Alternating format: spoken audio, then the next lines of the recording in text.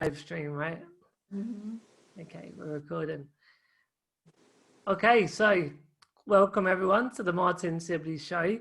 Really excited today to be joined by Jon and Missy Butcher. I was going to give a quick story of how I've come to know them both virtually, and we're still virtual today actually, but this is the first time we've spoke more in a kind of 2-to-1 sense. But as some of you know, I've been very involved with Mind Valley. I read Vision's book, and I've blogged a couple of times about Vision. And I went to the 3 Mind Valley universities that were across Europe and spent about a month abroad. And it was at a couple of those particular MVUs when I saw Jon and Missy for the first time on the stage, and was blown away by you guys. Like, I think as a couple, that love and that world that you talk about relationships has really touched me. I've got a fiance. We've been together 8 years, just over 8 years now. And, you know, it definitely some of the things that you've said have helped us on our relationship journey. But of course, you touch all parts of life, really, whether it's around health and career and where to live. I know you guys are in Hawaii at the moment, which we were saying before, I'm massively jealous of being in rainy, cold England at the moment. But yeah, no, just thank you, first of all, for joining me, guys. Oh, we're so excited, Martin. Thank you for inviting us. Totally our pleasure. We're happy to be here. Cool. We've got a lot to cover today. I've got some general questions. I know that it'd be great to get your thoughts on, but we're just going to really riff around.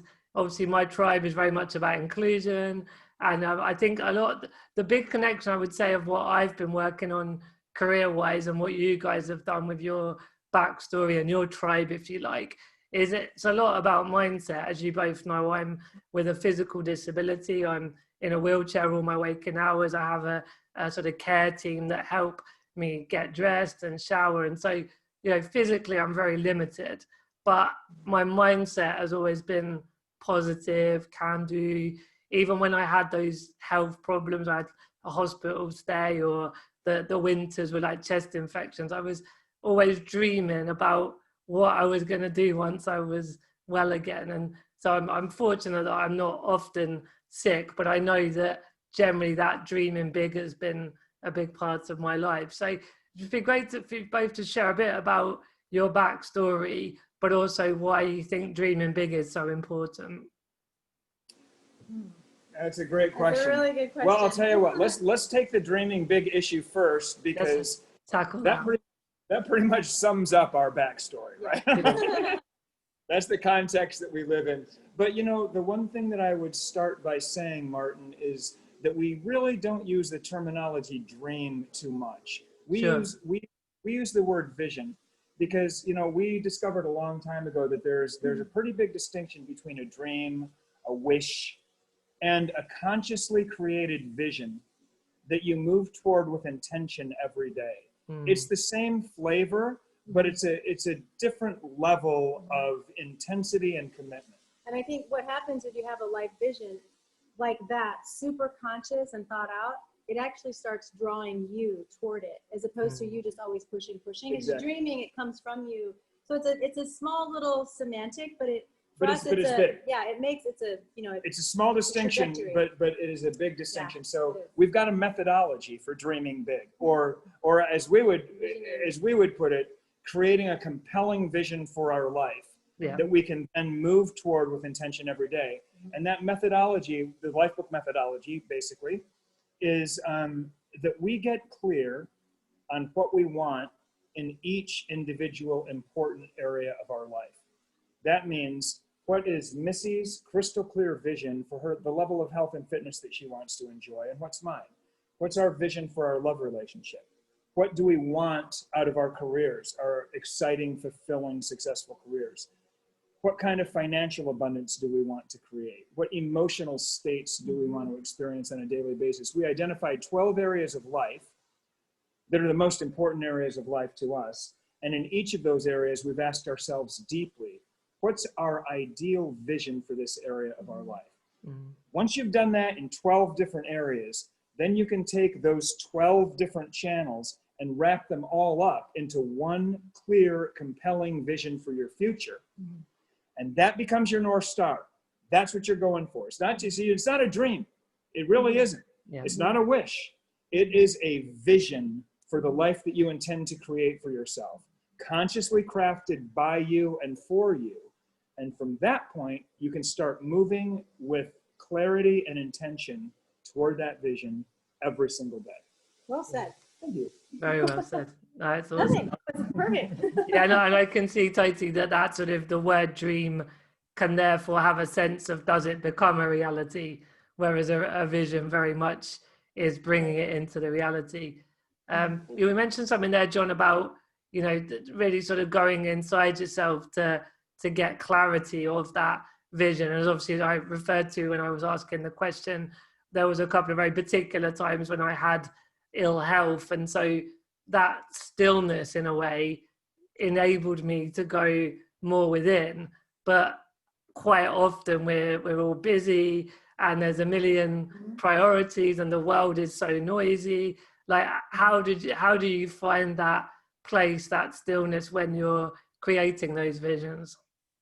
Martin, that's the challenge. You nailed it on the key hurdle, the key impediment to creating a crystal clear vision for your life, your North Star, is that most people are stuck on the treadmill of their lives, too busy, too overwhelmed and exhausted with what happened in their life to sit down and quiet themselves down and really ask themselves what they really want. That is the number one impediment. Now for me, why I invented Lifebook was because I got clocked with a severe anxiety disorder that basically shut me down. I was housebound. I don't know if you've heard the term agoraphobia. It was full-blown agoraphobia. So I was as low as you could get. This was about 25 years ago. And that's when I first started to assemble the Lifebook principles, and Lifebook was the tool that eventually got me out of that very difficult situation. Through your own personal development. Right, I mean, exactly. This was our personal development path, really. It was the solution to that problem. It was. And so what I'm trying to say is, I didn't have a choice. I got knocked off the treadmill. Yeah. Like I got my ass kicked off the treadmill into the dirt. There was no debate. Yeah. Now it's like, okay, No choice. I'm here. I can't do anything. I'm dysfunctional right now. I am starting from ground zero. You can't get lower than not being able to function. How am I going to rebuild my life? And that's when I started through the slow process of starting to assemble the pieces of Lifebook. And, 15 years later, this methodology had completely revealed itself. We never showed it to anybody. This was our tool to make our lives great. And then about, about 15 years ago, we showed it to people for the first time. And that's when we realized this could help other people too. Yeah. That's amazing. That's amazing. So the way when I talk, I give a lot of keynote conference talks, and I refer to that very particular time when I was in the hospital for a month, and dreaming big or envisioning big. And as you say, you had this anxiety and you were then not able to leave the house. And that's where you created Lifebook and these 12 areas. So would it be fair to say that you have, maybe I don't want to put words in your mouth here, but that sort of Lifebook can help people not get to that point of being knocked sideways off the treadmill, but that they can proactively drop into themselves and do that work without it being as dramatic as maybe you or I had experienced as well? 100%. Absolutely. Yeah. What you just said is, look, it's available to all of us to make the decision to step back for a moment and examine our lives. It's available to all of us. And the sooner we're able to do that, the sooner we're able to just take a little bit of a break from the craziness and chaoticness of our lives and really examine ourselves and ask ourselves, what are we doing? What do we really want? What kind of a person do I want to become? What kind of a life do I want to live? That will literally be the inoculation from the world, from reality stomping you and knocking you off that treadmill. Yes, you're 100% right. The way I like to think about Lifebook is that it's a structure with which to kind of become an observer of your own life. You know what I mean? Evaluate. Because like we're all in it. And like you're saying, we're on the treadmill and we're in it and we can't see the forest for the trees, right? So Lifebook gives you that structure to be like, okay, my life is still here, but let's go through and dissect, kind of. It's more like discovery in each one of these aspects of my whole life. Like we have 12 categories, but they all add up to one. So it's almost like you're coming at your life in 12 different perspectives, you know, because you, like, I am a mother, I am a friend, I am an athlete, I am all these things, right? I'm an emotional being, I'm all these things. So when you get conscious on each one of these things, it just brings so much more consciousness to your whole life. And that's really what this is. It's a tool of consciousness to help you really get your whole life without any contradictions. Remove all the contradictions, get all your 12 categories going in the same line, same direction. And what happens when you have that life vision, it starts pulling you. And if you're fully aligned, you go so fast. And it really, so absolutely, it's one of those things that just gets people out of overwhelm. It can be very overwhelming to think about your whole life at the beginning. Like, oh my gosh, you're going to tell me I'm going to think about my whole life in like 6 weeks. But once you're in it, you see, you're like, oh my gosh, this is what I need. This is the consciousness and the vision that I need to really get myself together. Yeah, helps to bring that sort of almost objectivity to your own life rather than the emotive state we sometimes are in when we're just doing the day-to-day. Yeah, that makes a lot of sense. Cool. One of the things that I talk a lot about, again, sort of from that disability perspective, we talked about, you know, some of the people watching this have a disability, others are not disabled, but, you know, maybe have relatives or their career is around some kind of inclusion. But there's a thing we have in the UK called the social model of disability. And the premise is that you sort of detach the health condition. So I have a health genetic condition called spinal muscular atrophy. That's the genetic name for my disability.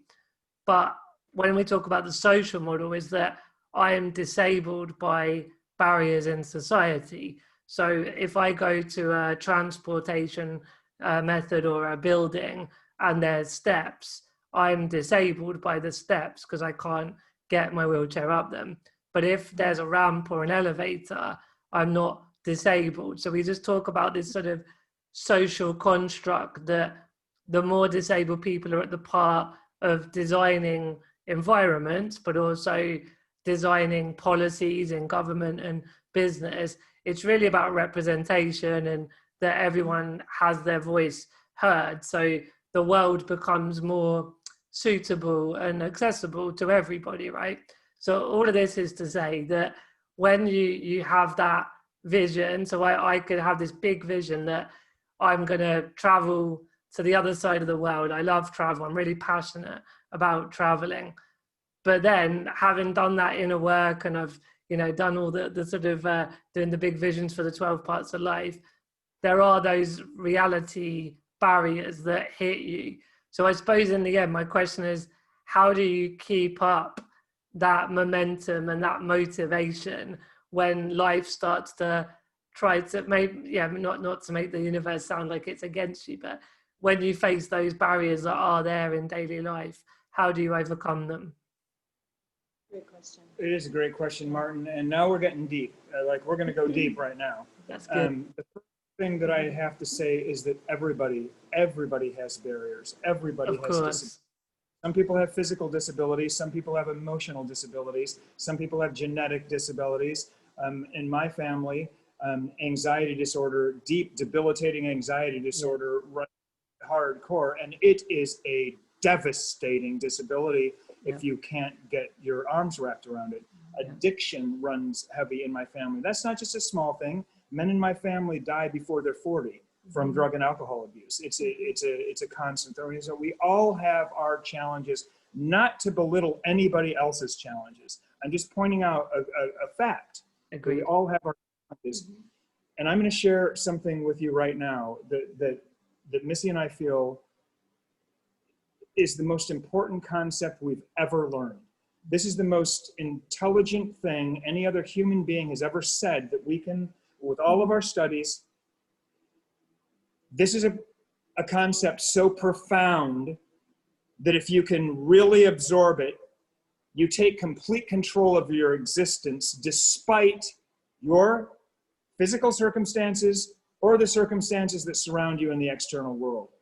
The quote, and there's been many people that have said things like this, but the key quote was by Marcus Aurelius, Roman emperor, 100 AD, one of the Stoic philosophers. And here's what he said. He said, if you're upset by something, it's not the thing itself that is upsetting you. It's your assessment of the thing. It's how you're processing the thing. And this, you have the power to revoke at any moment. You get to decide what it means. The thing is the thing, but how you process it will make all the difference. Is this a tragedy or is it a test? Yeah. Or an opportunity. Is this a toxic challenge or is it an opportunity? You get to decide. And that, now this is so, here's what that means. I'm upset about something. I'm upset about, Miss and I are having a problem, or something happened in business, or something happened in politics. That's a good one. External forces. Right now. I'm angry, I'm mad. What I have to know, because I know this concept, it's not the thing. It's not the thing that's upsetting me. It's how I'm processing the thing. And I have the power over that. I have the power to reverse that at any moment. One of the greatest two books that have ever been written on this subject are by Viktor Frankel. Do you know Viktor Frankel's work, Man's Search for Meaning? I mean, he proved it out. 3 years in a Nazi concentration camp. Everybody died around him. He stayed alive because of the way he processed the experience. Somehow he was able to find compassion for his captors, for his tormentors in that situation. How the hell do you do that?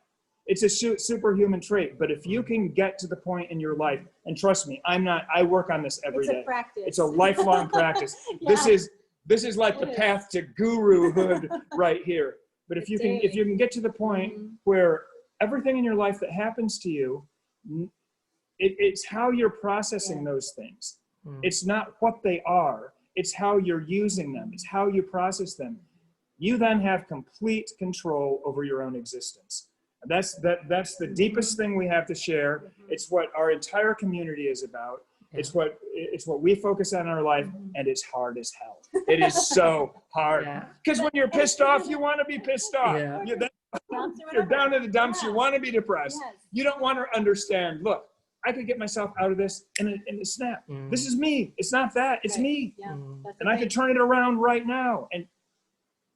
And there's something something amazingly powerful and empowering about that, isn't there? That when you realize you hold the control, you hold the power, that's a beautiful moment. But I also, it is the most empowering concept that we've ever heard, because the bottom line is this, Martin, everybody is dealt a hand in life, and you cannot control the hand you were dealt, but you can control how you play that hand. And what we know from poker tournaments, my son is a professional poker player. We know that a great poker player can win with the shittiest hand there is. And a poor poker player will lose with the very best hand. And you see this in life too. You've seen people like Oprah Winfrey that come from the worst possible environment that shoot to the top because of the way she played her hand. Then you see the rich kids that got all the money and all the planes, and their life ends up being a train wreck. They got dealt the best cards, but they couldn't play their cards. I ran across a quote a couple months ago that I love this quote. It said, "Play the hand you were dealt like it was the hand you wanted." That's some powerful stuff. If you can get your mind there, you can do some great things. So I think that is literally the most empowering quote I've ever heard. We work on it every single day. And it shows up across, you can see it everywhere. Like, you know how people are like, age is not a thing, it's all in your mind. However, you know what I mean? Age is in your mind. Like you even said it in the beginning of this call. You said, look, you had a positive attitude. In the worst, darkest time of your life, you stayed positive. That's exactly what it is. That's what we're talking about. It's you being able to control your own experience through your perception, because that's what we are. If you're a human being, you can do this. It's you taking sovereignty over your own existence. You defining the meaning of everything that's happening to you. And that's the magic, and everybody in the world needs to hear that, especially now, because that philosophy also happens to be the inoculation to racism, sexism, left versus right, religious, all the stuff that we're dealing with right now, that's the inoculation. Yeah. Yeah, and I'm really glad that you said you work on it every day and it's hard as hell, because that so resonated with me. Like, I remember, you know, you've been at some of the Mind Valley universities, right? There's some beautiful shared moments with like-minded people. There's brilliant teachers on stage like yourselves. And I remember a couple of times thinking, I'm there now. I've got this, you know, I'm a complete person. And then a month later, something triggers you. And as you say, you get mad as hell and you're annoyed by it. And it's always trying to bring yourself back to that central point, that empowered point, that everything you've just said was yeah, deep and great for everyone. And you know how that manifests in our philosophy in our life is the concept that I am the sovereign over my life. My life is mine. I own it. Yeah. I am the decision maker at the center of my existence. I am the primary creative and causative force of everything that happens in my life. Do you know who Sean Stevenson was? Yeah, I've interviewed him actually on my podcast. Oh, you have? Yeah. Sean was one of our dearest friends. Yeah. And Sean, you know, overcame some major, he was one of the most positive people I ever met with, truthfully, Martin, probably some of the worst physical disabilities I've ever seen. Agreed, yeah. And we were besties, man. But you know what he used to always say? Every time he'd lose another tooth, which was important to him because he couldn't chew very well, or every time anything would happen to him that would knock him sideways, he said, you know, John, this is not happening to me. This is happening for me. There you go. That's it. That's that quote. It's Yeah. amazing. And it's my job to figure out what the meaning of it is. Yes. It's happening for me. So what does that mean? How is this going to make my life better? And you know, when it came to traveling, Sean had a goal, and this Did never come to fruition, but that's okay. he loved to travel too, and his his dream was to go up Machu Picchu on my shoulders, because I wanted to go up that mountain is my athletic thing, and Sean wanted to conquer Machu Picchu. So we made a deal, and this was on his bucket list goal, that we were going to do that. Yeah. We never got around to it. But you know, But that is monumental thinking right there. Totally. He didn't have the legs to go up Machu Picchu, but he was going to figure out how to get up That's Machu it. Picchu. Yeah, And absolutely. you know, also There's a way. actually on the night he died, as he was in his accident, he said to his wife and his friend, "This is happening for me, not to me." I mean, that's just like, that's a beautiful example of what we're talking about here. He was the biggest little man I've ever met. He's a legend, absolute legend. Yeah. Legend. And brought so much to the world, right? Like, it just inspired so many people. Yeah. Yeah, for sure. Well, I had a slightly an obvious question, but you know, we are with the pandemic, the C word, the COVID word, and I just wanted to touch base with you both on that. I feel this content is universal, so people are going to be listening to this, and COVID's just a thing in the past. But for those that are listening to it at the moment, I feel we already have touched on the answer in terms of whatever is happening, right? It's happening to teach us something, yeah? Like for me, I went 4 months straight doing live stream interviews because I thought I can't go to meetings and conferences. I'm going to bring value right through this laptop. And I also started a new business back in April, which is a disability marketing agency. And we are exploding with growth because it's, as you say, with racism and sexism and disableism, the world is waking up that nobody should be left behind. And so just partly to reiterate your previous point, that there is always opportunity in whatever is happening. But I mean, how have you navigated this year? How's it been for you guys? It's been the best year of our lives, and I'll tell you. Truly. We don't tell many people that. Yeah, because some people get upset about that. You should be more scared. There's a virus out there. No, Martin, you know what we did when COVID first became a thing and our businesses got hit and everybody got hit. It was like we got this left field black swan event came and really messed up everybody's plans, right? Totally. So we really gave some deep thought at the beginning to what our message should be, which is of course going to be a message connected to what we just talked to you about self-empowerment. Yeah. And here was the main message, which still is how we view this situation and how the Lifebook community views this situation. The Japanese word for crisis, the way they write the word crisis, it consists of two characters. The first one is danger, and the second one is opportunity. Mm-hmm. So the written Japanese word for crisis is danger plus opportunity. And that's so deep and it's so brilliant. So your number one job is to protect yourself from the danger. You've got to mitigate this negative thing that's happening. Yeah. Make sure you're safe, make sure your loved one's safe, take care of the danger. As soon as you're done with that, now you take a look at the opportunity, because every crisis carries with it an opportunity. So what did you do when it hit? You dove deep into online for 4 months. You took advantage of that opportunity. You developed a new skill. You developed a new communication channel. There are people that have made major investments when everyone else is shrinking back financially. They're going in financially. We changed a lot of the things that we just looked around and said, okay, what's the opportunity right now? If everybody else is pulling back and shrinking, we want to push forward. So that's what we did is we took care of the danger. We live on our remote Pacific island. It's not here. It's not a problem for us. It hasn't really changed. But our companies got challenged. Yeah. And so we had to deal with that.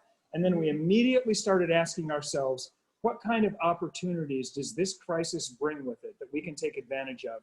And that's why 2020 has been the best year of our life with no close second. When it comes to our love, our intimacy, yeah, quarantine was family. amazing. Quarantine. Come on. We all got to chill out a little bit. And you know how many babies are going to be born? I was going to say.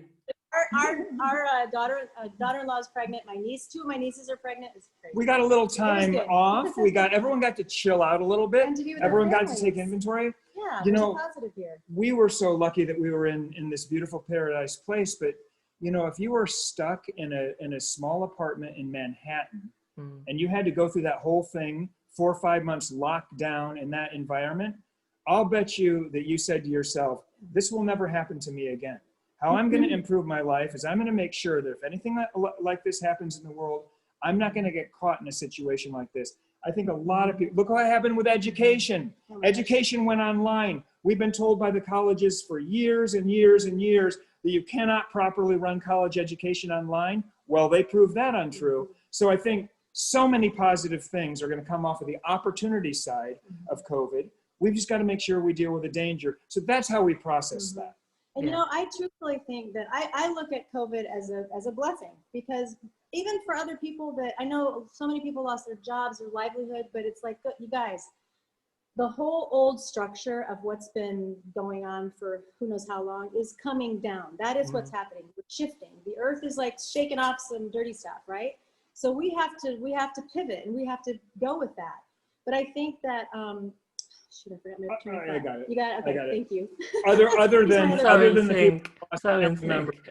than the people that lost family members, and that's that's tragic. It's terrible. But the bottom line is, Missy's right. We are at a place in the human race. Our brains got hooked up together through social media 10, 12 years ago, and that's a two-sided coin. Yeah. On the negative side, our ideas are crashing into each other, and there's a lot of toxicity, and we're not handling that aspect of it particularly well. On the other side, we have communication with people all over the world at the speed of light, right? So what COVID did is it basically made us all stay in our houses. We couldn't go out there and have personal contact. No distractions. So the internet became key. Communicating on the internet became key. And the internet smashed a lot of the systems that we have. It smashed education. It's smashing government. It smashed live business meetings. It smashed live events. We all had to pivot. And some good's going to come out of that for the human race. And here's what I was going to say. I think it was really, really good for families to be home with their kids. How many times, parents work. The way that it works in America, parents work, kids go to school. They see each other in the morning for maybe an hour and maybe 2 hours in the evening. And I think that that's part of the fabric breaking in some of our culture, because the family has been broken apart. And I mean, we had a whole year of people, and you guys, have you seen all the beautiful like families singing and doing stuff together on, I mean, it's like there's this beautiful aspect of it, really. Yeah, there is. It's been both. It's been the worst hellish thing on so many levels, because a lot of things are breaking, but they needed to. But there's also this new rebirth. We're really in a rebirth.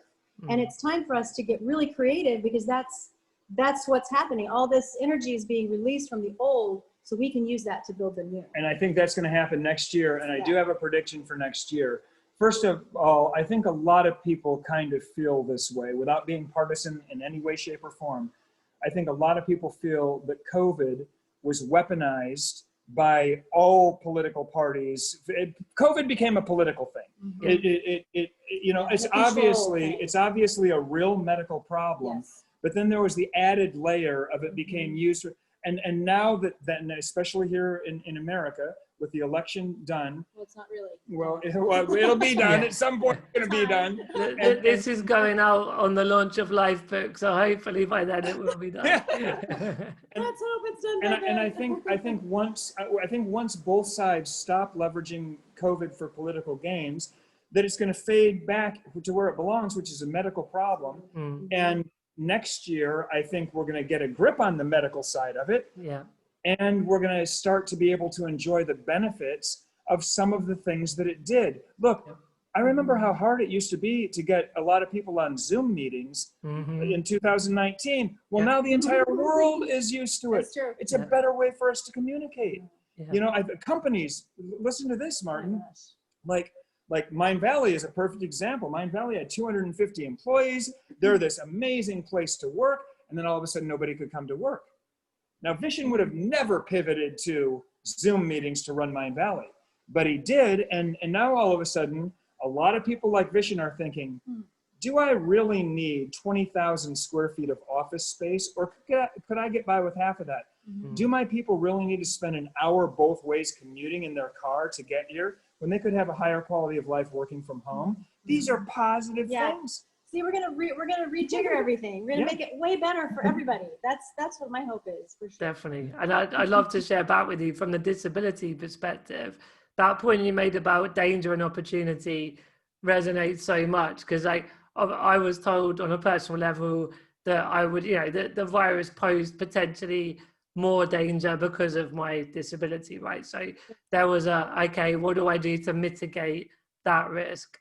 I also mentioned having the care team coming in. So I was like, okay, if they have to come in and help me, then, there are precautions we need to take. So there was all of that stuff you mentioned about mitigating that, the danger.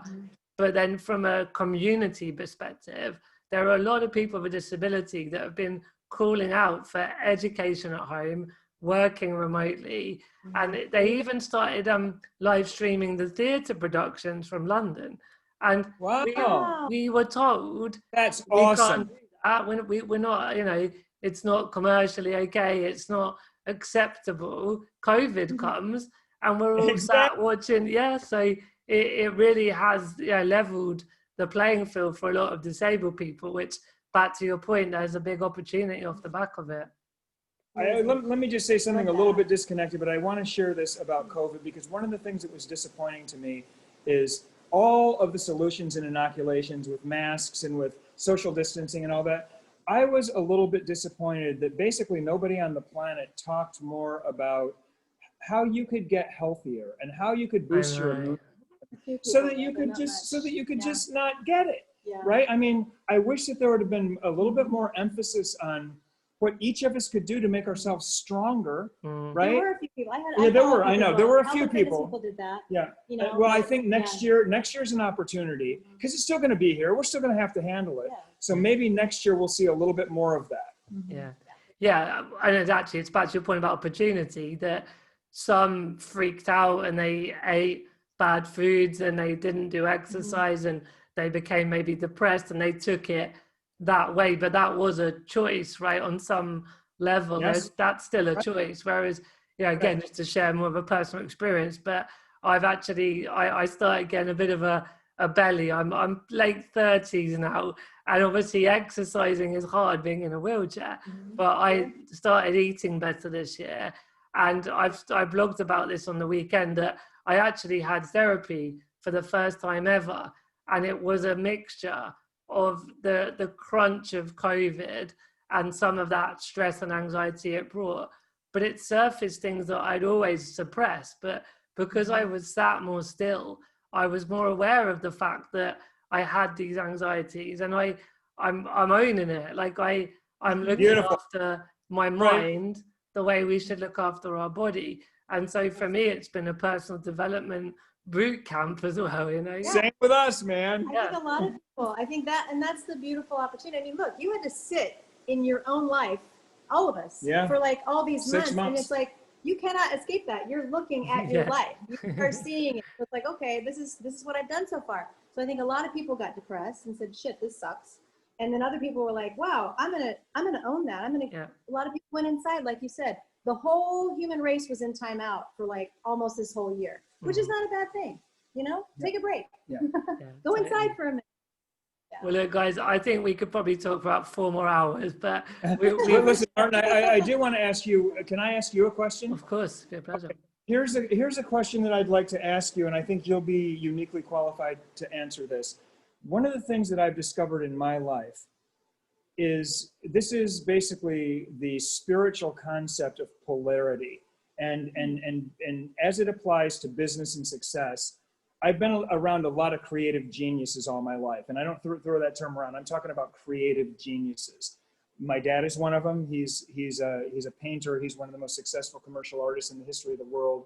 I've produced 12 full-length records. I've worked with prodigy musicians. Vishen is a creative genius. I've been around these people all my life. And one of the things that I've learned about them is that you cannot simultaneously develop a skill at that level without having retardation. And I'm not using that in a politically incorrect term. I mean true retardation, which is basically decelerated or going backwards in other areas of your life. For instance, I produced a couple records for one of my dear friends, who's one of the best guitar players in the world. He was voted by Guitar World magazine one year as the best guitar player in the world, but he can't balance a checkbook. He's completely dysfunctional in most areas of his life. Why? Because in order to develop that skill, he literally had to practice for 13 hours a day for 10 straight years, and therefore he can't do a lot of other things. I know that some of our blind friends, we've had some blind friends go through Lifebook, and I know that they've got superpowers in other areas of their lives. The way that they can hear, the way that they can smell, it's almost like they've got this sixth sense. I've noticed in my life, with every challenge comes a commensurate potential advantage. And I'm wondering, like for instance, have you been in a wheelchair all your life? Yeah. I think I was 3 when I first had an electric wheelchair, yeah. Okay, so here's my question for you, Martin. So you were not able to spend your time for maybe 30% of the time that normal boys, they're out there running and playing around. Then the other 70%, they're in school, they're in bed, they're watching TV, whatever. But that 30% of the time when they're doing that stuff, you were doing something else that they weren't doing.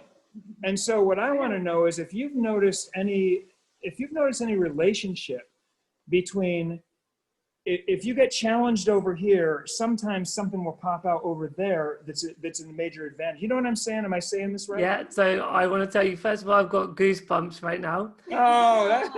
And second of all, we spoke about this with my team at work today. And I heard that it was very specific to my disability, but I think it's probably extrapolated through others that are wheelchair users. There can be a higher intelligence, particularly emotional intelligence. Like all my life, I've needed people to do things for me physically. So without being cocky or arrogant, I am an extremely good people person because I've worked on that skill more, as opposed to, as you say, running around the field kicking the football, the soccer ball. So, and my cousin is deaf and has a heightened sense of vision because of when he's doing sign language. So yeah, I 100% agree. You with know, you. as John Stevenson was like that. His level of emotional intelligence, his level of empathy was superhuman. Yeah. Sean couldn't do a lot of the things that everybody else could do, but he had a commensurate superpower because of that. So I'll tell you, this is one of the things that I've done in my life. And I would just suggest this to everybody, no matter where you find yourself. If you have what could be considered a disability, an affliction, something that other people don't have to deal with, search for the opposite of that. Search what is on the other side of the polarity of that. Sean developed skills that he could not have possibly developed if he would not have been in the situation he was in. Yeah, totally agree with that. That's an awesome way to draw us to a close. I think really I was going to just say that this is going out mid-December. Because obviously Lifebook's been around for a little while, because I remember doing it at Mind Valley. So is it like a relaunch that's happening? Well, Lifebook's always available. We start classes every couple of weeks, but the thing about the December class is that there will probably be between 5,000 and 7,000 people going at the same time. And Missy and I are going to facilitate that ourselves, and we almost never do that. Well, usually they're recorded calls, but this will be live with us. So basically what's going to happen is people will sign up in mid-December. The class will start in January. It's a 6-week class. We will facilitate it with a live call every week. The offer is beautiful, Martin. The offer is Lifebook for free, but with accountability. So this is a $1,250 online course. But this offer is $500, and it's a security deposit basically, and it's an accountability deposit. If you go through the entire course and finish it at the end of the 6 weeks, you can request your money back and you get your money in full. But you have to finish it. Yeah. Our mission is 1 million people with a Lifebook, and we're dead serious about that. Yeah. So if you go through the course and finish it and request your money back, you got us one step closer to 1 million people with a Lifebook. Yeah. We give you a big hug, and that.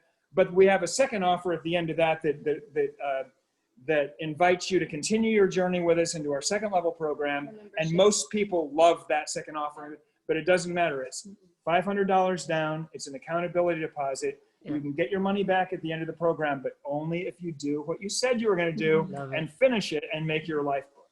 And then we're going to run that class. So we'd love to have your tribe join us. Yeah, that's awesome. We'll share other information with the video and the podcast for people to read up more on it.